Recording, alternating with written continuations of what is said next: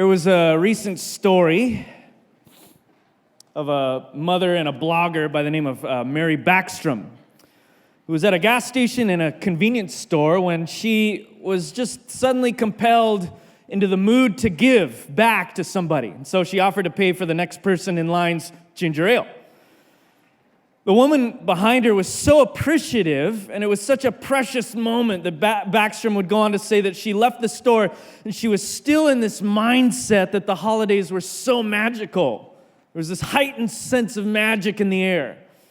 That's when she thought that she saw a man washing her car's windshield. And naturally, she approached him. She said, "This is my favorite part of humanity. I love Christmas so much. Thank you for doing this." And she recalls saying this to this kind stranger, and she reaches out and just gives him a big old bear hug. The only issue was, it wasn't actually her car. The guy was washing his own car, just happened to be parked in front of her car, and she got the two mixed up. And she ended up saying, I'm out here hugging strangers at the gas station because of the magic of Christmas. It's so powerful. That's my first point this morning, is that this season is often so full of wonder. And yes, we've talked for the past, few weeks that the holidays are also full of a lot of other stuff, the dreary parts and the difficulties and the challenges. But December is also full of this sense of wonder, what I might call a heightened sense of goodness in the air. Even when everything is crumbling around you, there's just this expectation that something good is possible, even in the middle of the mess. And this isn't new to today. That feeling and sense of wonder has been going on for centuries. It started with the birth of Jesus. In fact, that first verse we read in verse 18 says that all who heard about his birth wondered at what the shepherds were telling them. There was a sense of wonder in the air, a sense of goodness in the atmosphere, that something good might be possible in the mess. And wonder speaks of all of those feelings of awe, of exclamation, or of, as I might put it, as admiration. And for most of Jesus' life, this wouldn't have been the exception. For most of Jesus' lives, the crowds would admire him. The season is full of wonder and admiration alike. But here's the twist in the gospel story. Jesus never calls for mere admirers. He calls for followers. And following Jesus often begins when one moves from mere admiration to pondering the things that you were admiring. My first point is that the season is full of wonder. My second point is that Advent often calls us to ponder. December is not just about admiration, but it drives us deeper to ponder some of those things that we know to be true. Verse 19, this is what sets Mary apart from the crowds that are deep in admiration. It says in verse 19, but Mary treasured up all of these things, pondering them in her heart. She treasured up all of these things, pondering them in her heart. That word treasured means to contemplate. To allow to stick with you. To ponder something means not just to contemplate something that's sticking with you, but to interpret it, to try to make sense of it in order to follow through with a decision. So Mary already is differentiating herself from the crowd who simply admire, which is often how I find myself throughout the week. I'm full of admiration for things for a fleeting second. Most people, if you encounter an environment, a situation, something good that's happening to you, you might experience a sense of admiration for a moment. But Mary doesn't stop in the admiration of the moment. She allows those things about Jesus to stick with her. She doesn't just let them stick with her, but she pieces it together. She's putting the pieces together. The author, Luke, who's writing this, is telling us that this is actually an ongoing experience with Mary. It's almost like she's wrestling with what she's heard from the angels and the shepherds. It's something she's constantly dealing with and thinking about and pondering, contemplating. In fact, long after this event, later in chapter 2, when Jesus will be 12 years old, she's still doing this. There's a story at the end of chapter 2 where Jesus is 12, and the family makes their pilgrimage to the big city of Jerusalem, as Jews were required to do 3 times a year for a big feast. And Jesus, 12 years old at the time, gets lost in the big city of Jerusalem. And the text tells us they were looking for their son for 3 days. Now put yourself in those shoes for a second. You come, you visit Santa Barbara during old Spanish Days fiesta. There's 100,000 people flooding the streets, and you lose your 12-year-old kid for 3 days.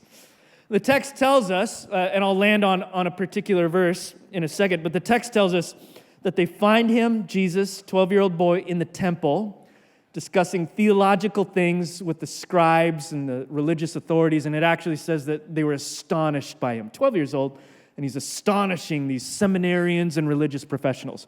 But Mary is not astonished. Mary is a little flustered, and she goes on to ask, like, what are you doing here? We've been looking for you for 3 days. And he responds by saying, didn't you know that I would be in the house of my Father? But what I want you to see is verse 51, chapter 2, verse 51. Jesus does go down with his mom and dad and comes to Nazareth and was submissive to them. And his mother treasured up all of these things in her heart. Still doing it 12 years later. In fact, the author here describes a far more intense treasuring. Like, she's not just contemplating things about Jesus. She's not just wrestling with it. It's really taking up a lot of space in her mind and heart. She's constantly thinking about it. In fact, the bottom line is, I love how the NLT translates it. She's thinking about these things often. And that's what separates Mary from the rest of the masses. Because anyone can experience a sense of wonder when wonder comes upon you. Anyone can experience a sense of admiration or elation when things are going great. Anyone can feel that way when life feels awesome. Pondering, though, requires asking hard questions even when wonder is lost. What do you often need when wonder is lost? When it's hard to get up in the morning, when it's hard to follow Jesus, when it's hard to pray, when it's hard to open up the scriptures, when it's hard to do the right thing, when it's hard to persevere. We often, as the Bible says over and over, need faith. And faith, this is my third point, when you move from wondering to pondering, you activate that faith in your heart. I want to give you 3 verses in the Bible that describe faith. Here's one, Romans chapter 10, verse 17. Faith comes from hearing, and hearing through the word of Christ. Kind of a shorthand phrase for the scriptures. Faith comes from hearing what God has said. You want to start the seedbed of faith in your heart? Listen to what he has said. Fill your mind and your heart with what God has said. I love these passages that come out of Hebrews. Hebrews chapter 11, verse 1 says, this is what faith is. We just talked about where it comes from, but here's what it is. It's not blind. The author of Hebrews says this: faith is the confidence in what we hope for and the assurance about what we do not see. It's based on a solid hope. Even though we might not see all of the things falling in place, we might not have all of the answers to our questions, there's enough in there, presumably by hearing the word of Christ, that allows us to step forward in confidence and assurance. Where does that assurance and confidence lead us? Well, the same author would say in verse 6, without faith it's impossible to please God, because anyone who comes to God must believe first that he exists and that he rewards those who earnestly seek him. I want you to hone in on that last phrase, earnestly seeks him. You see this little trajectory. We hear the things that God has said. It stirs up confidence and assurance in what he's going to do. And so we step out and eagerly seek him. Faith. I want to give you 2 things that faith is not, based on what we just read. Faith is not blind opinion. It's not just believing something and hoping and wishful thinking that it'll come to pass. It's actually based on significant, important reasons. In this case, that God is who he says he is, and he's going to do what he says he's going to do. I'll just give you an example of that in my own life. When Brianna tells me that I've got to pick up my kids at a certain time at a certain day, I don't need to fact check her, right?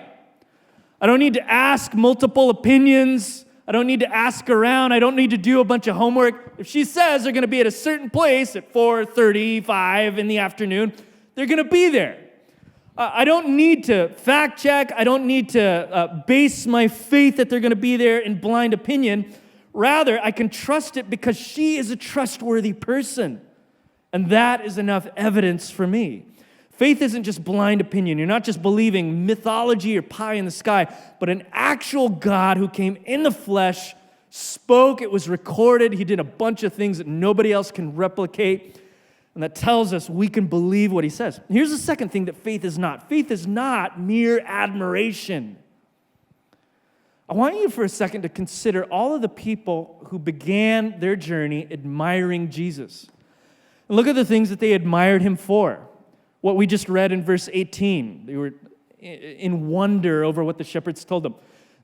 That little group of fledgling followers would turn into a mass of people that would follow Jesus around all over. And mainly for two things, for his sermon content and for his ability to enact miracles and occasionally feed them. Loved him for that. But when he started to say things that were challenging, when he started to challenge their way of life and call them into deeper places with himself, call them to follow him, even when it was costly, when it wasn't attached to bread, when it wasn't attached to a miracle, when it wasn't attached to an entertaining sermon. That's where you see that admiration is simply not enough. John chapter 6, verse 66, after a particularly difficult teaching, it says, after that teaching, many of Jesus' disciples turned back and no longer walked with him, including, I should add, James, the half-brother of Jesus. Even his own brothers left him. That's the danger of shallow admiration. That's the danger of a wonder that never wanders into a place of faith, where you're simply tickled or entertained or amused or allured to some of the things that Jesus says, but you don't believe him when that admiration seems to fade away. And I say all of this to you because sometimes Jesus is going to call you into seasons and places that you do not admire.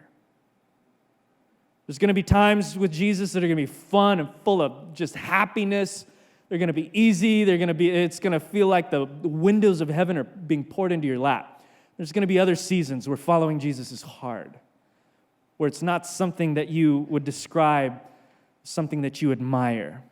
And in those moments, it's going to take faith, not admiration or wonder merely, to persevere.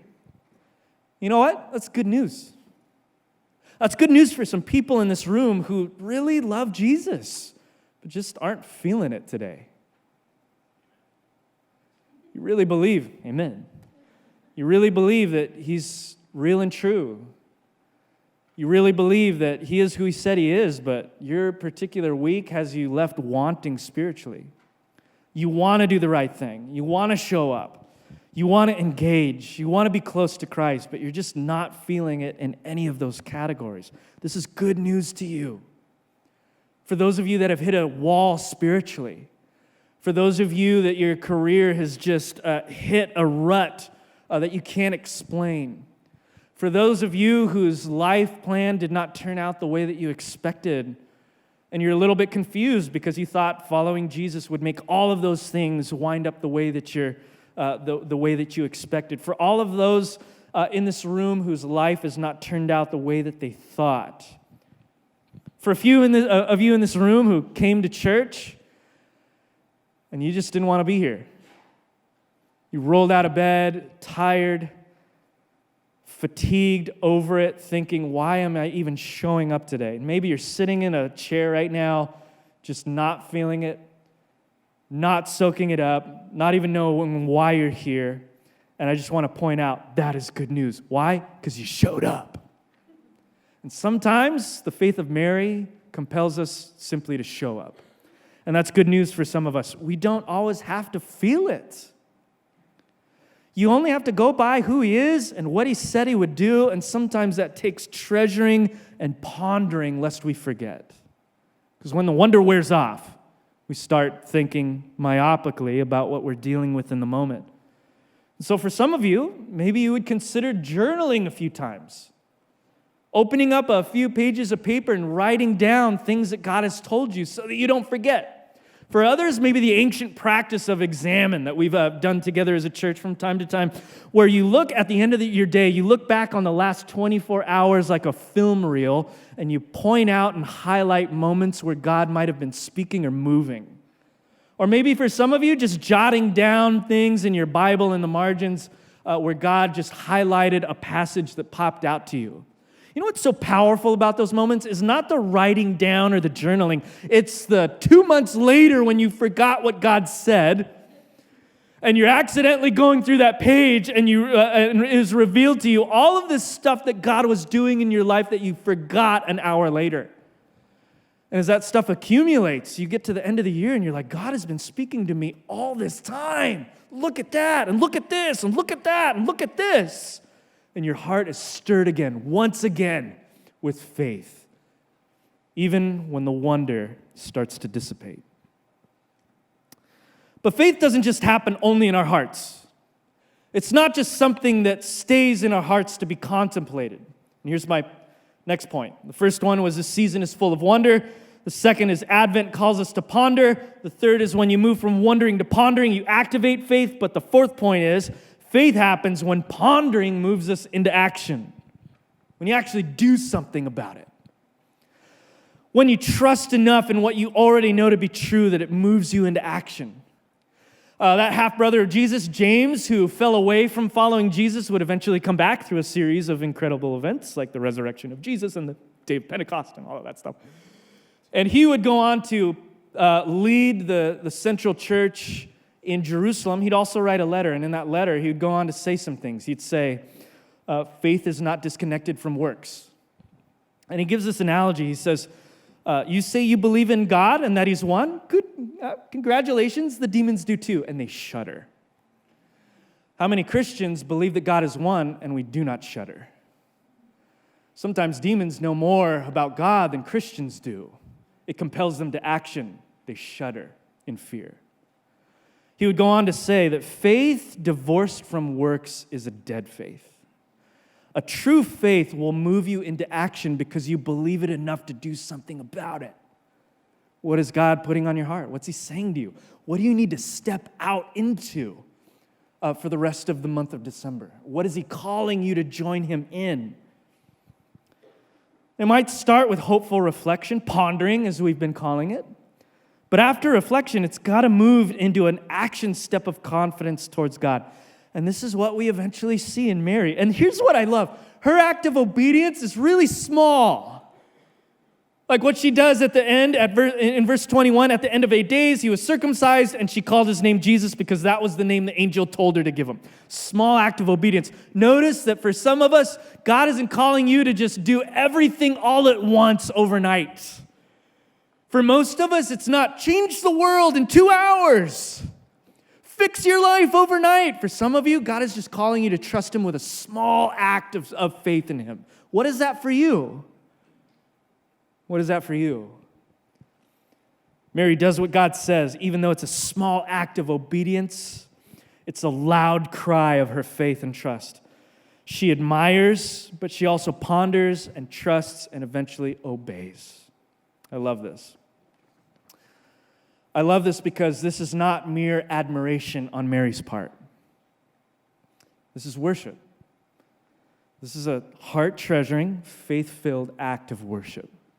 I believe what God is saying. I believe what he's going to do. I believe in his promises. And so I'm going to posture myself in the best way to align myself with what he's doing. I'm going to name my son Jesus.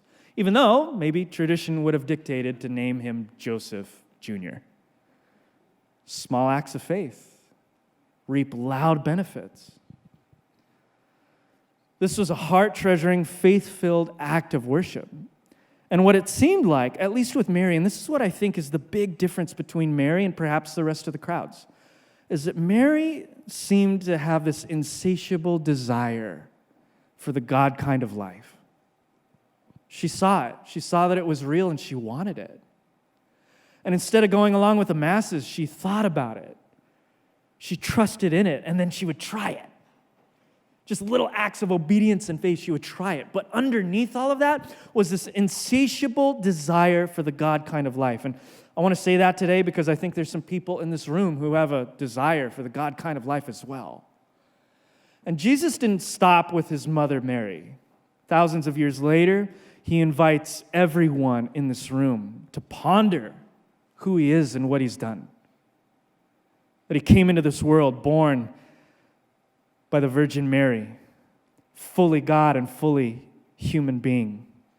Not just to throw out some pieces of bread and some entertaining sermons, but to eventually live a sinless life, to put himself on display, to die on the cross, to rise from the dead, to set the world free so that he could sit at the right hand of the Father in complete authority and control, the King and Lord of the universe. And so when we see Christmas, we see the unveiling of the entire story, and Mary seems to see something. Maybe she can't put all of those details and logistics together in the moment, but she sees something and she wants it. So, okay, I'll obey. I'll name my son Jesus. What else you got for me, Lord? All from pondering and treasuring that moved her into action. This is faith. There was an ancient rabbi that captured the student-to-rabbi relationship so well. And I'm bringing this up because Jesus, after all, was an ancient rabbi, calling people not to admire him from afar, not to hear clever sermons and to leave unchanged, but to relate to him as students would have normally related to a rabbi. Listen to this quote from the 2nd century before Jesus. It says, "Let your house be a meeting place for the rabbis, and cover yourself in the dust of their feet, and drink in their words thirstily." You might be reading that and being like, that's weird. Am I supposed to exfoliate my face with dirt? I don't know what that means. Until you recognize the particular relationship that students had with their rabbis. It was not like today, where you hear somebody, you admire them at a TED Talk, you listen to them from YouTube, and then you walk away having never spoken to them or interacted with them ever again. A rabbi and a student spent their whole life together, at least several years. And it was marked by a few things. One, students at that point in their life had learned so much about the law of God that by the time they were 13, 14, maybe 15, they were at a place in their life where they were able to choose somebody who embodied the God kind of life in such a dramatic and alluring way that they were wanting to follow that person. Why? Because for that student, their dream, their goal was the God kind of life.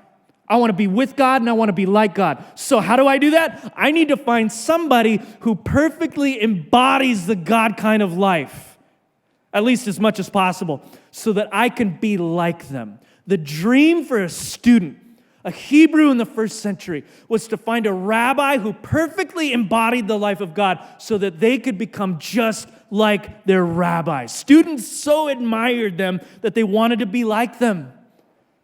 But it wasn't mere admiration. They followed them everywhere. They spoke together. They watched them. They mimicked them. They copied the things that they were doing. There's an old ancient story of a particular rabbi whose students were so obsessed with everything that they did that they ate with the same mannerisms and held utensils in the same possible way and walked with the same limp, obsessively. In fact, so closely did students follow a respected rabbi, in fact, that one story tells us that the dust the rabbis kicked up on the dirty roads through Jerusalem would get kicked up into the air and coat the faces of the students. And so this one says, "Let your house be a meeting place for the rabbis, and cover yourself in the dust of their feet and drink in their words thirstily." What a beautiful picture of following Jesus. See, being a Christian doesn't mean having all the answers, or having your life together, or even being perfect by tomorrow morning. It means following him so closely that he's getting all over you. So what does this look like? Well, I love that it comes from Jesus himself. So we saw him as a baby. We saw him as a 12-year-old today. Now as a 30-year-old, he would give a story in Luke chapter 8, verse 15. And he would use this metaphor to describe the person like Mary, like perhaps us, who have pondered, treasured, and have stepped out in faith. He calls them, by a code word or a metaphor, he calls them good soil. He says this, "As for that in the good soil, the good soil are those who hear the word, hold it fast in an honest and good heart, and bear fruit with patience." I want you to hear that again. Hearing the word, holding it fast in an honest and good heart, bearing fruit with patience. Let's break that down as we wrap this up. The way forward for us, for those of you that are saying, like Mary, I don't got my life together, but I know there's something about Jesus Christ that is vastly more alluring and special than mere admiration. I want to follow this guy. I want the God kind of life, and Jesus Christ came from heaven and perfectly embodies the God kind of life. So I want to follow him. I want to be like him. What would Jesus say to you and to me? He would say, first of all, hear my words. Everything starts with hearing the words and the voice of your rabbi. What has he written? What is he speaking to you? Have any of you just for the sheer pleasure of it, just read through one of the Gospels in one sitting or two sittings or three sittings? Just read through, not analyzing it, not problem solving it, not trying to figure out your problems in life, but just to be around Jesus? We hear his word. The second thing, holding it fast in an honest and good heart, that, again, if we look at the model of Mary, simply means remembering it. There's something about what Jesus is saying that's sticking with me. It's no new thing. It's no new truth in today's age that it is very difficult for people to remember information. I heard the stat a while ago that in a course of a full-length sermon, you might remember a sentence within an hour. A sentence. It's hard to remember information. And yet Jesus says, remember what I'm telling you. What are ways that you can stir up remembrance? Is it by writing it down somewhere in the margins of your Bible, on a notepad, in your phone, on the computer, emailing it to yourself, reminding yourself, reciting Scripture, internalizing it, memorizing it? Visual cues, social cues. Jesus calls us to remember what he said. And third, he tells us to bear fruit, or in other words, to obey, to step out. See, Christ in the Gospel of John is the one pictured as the vine dresser. He's the one that will prune you, so to speak, if I could use that metaphor, trim off the things that don't need to be there. He's also the one that brings fruit out of you as we abide in him. All we're supposed to do is to abide in the vine and to obey the things that he said. And so he calls us to do what he's saying to do. What has God been putting on your heart? What has he been challenging you with? What's been popping out of the Scriptures as you read them? What is he moving or impressing upon your heart today, this week? What if today or tomorrow, that thing that you've been putting off because it's so challenging and scary, you just did it as a small act of faith? Just, God, okay, you're saying this? I've been putting this off and procrastinating because I'm scared. I'm just going to do it tomorrow because you're God. And fourthly and lastly, it tells us to bear fruit with patience. I love that he added with patience at the end of that. Because we could call that enduring in those times when you're just not feeling it. Staying with Jesus, listening to Jesus, remembering Jesus, obeying Jesus, and doing it even when it's not fun, even when it's challenging, even when it's not popular, and even when the emotions in your heart are not aligned with it.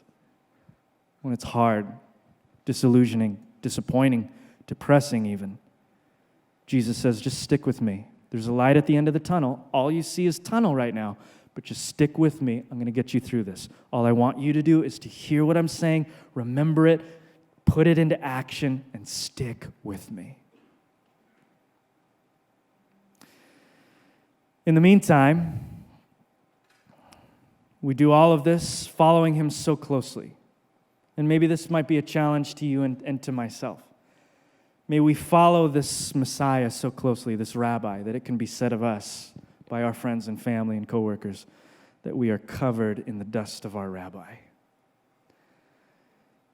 You might not be where you wanted to be right now, but perhaps you can look back a year ago and say, I'm a little bit more like Jesus than I was in 2018, covered in the dust of your rabbi. Maybe you can say, I am a lot less angry than I was in 2015, covered in the dust of my rabbi. Maybe in 2021, you won't be perfect. Finances will still be hard. You're still getting in fights, but you're like, less fights than I was in 2020, covered in the dust of my rabbi. Maybe you'll be filled with just a little bit more joy, a little bit more peace, a little more sense of not just wonder, but that faith that abides even when nothing around it is aligning with what you're feeling, covered in the dust of my rabbi. I'm going to ask Robert and the rest of the team to come out here as we sing. And what I want to do for the remainder of our time together is to practice that last one, enduring, with a very visceral, visual way of doing it, and that is through the Lord's Supper. We do this every week, but usually it's in a very personal and intimate way. You come during the music, you grab a piece of the bread, you dip it in the cup, you take it on your own terms and in your own time.